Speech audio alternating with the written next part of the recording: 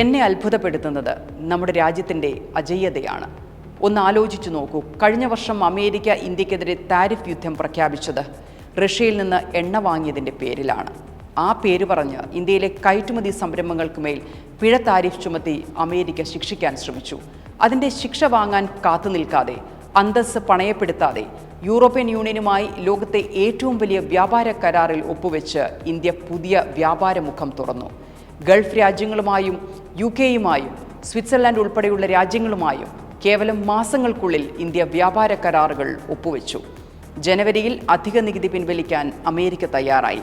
പകരം റഷ്യൻ എണ്ണ വാങ്ങുന്നത് ഇന്ത്യ കുറച്ചു. അമേരിക്കയിലേക്കുള്ള കയറ്റുമതി പഴയതുപോലെയായി. ഇറാൻ യുദ്ധം വന്നതോടെ വീണ്ടും റഷ്യൻ എണ്ണ ഇന്ത്യ വാങ്ങുന്നു. ഇപ്പോൾ 20 ലക്ഷം ബാരൽ എണ്ണയാണ് റഷ്യയിൽ നിന്ന് പ്രതിദിനം വാങ്ങുന്നത്. ശ്രദ്ധിച്ചു കേൾക്കണം, ചരിത്രത്തിൽ ഏറ്റവും കൂടുതൽ എണ്ണ പ്രതിദിനം വാങ്ങുന്ന നിലയിലേക്ക് ഇന്ത്യ റഷ്യ ഓയിൽ ഡീലുമായി.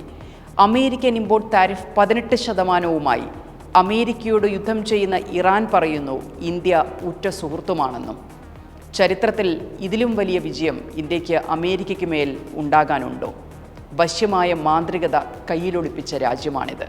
അസാധ്യമായ ആത്മശക്തിയുള്ള രാജ്യമാണിത്. അതുകൊണ്ട് തന്നെ കളിക്കാൻ വരണ്ട.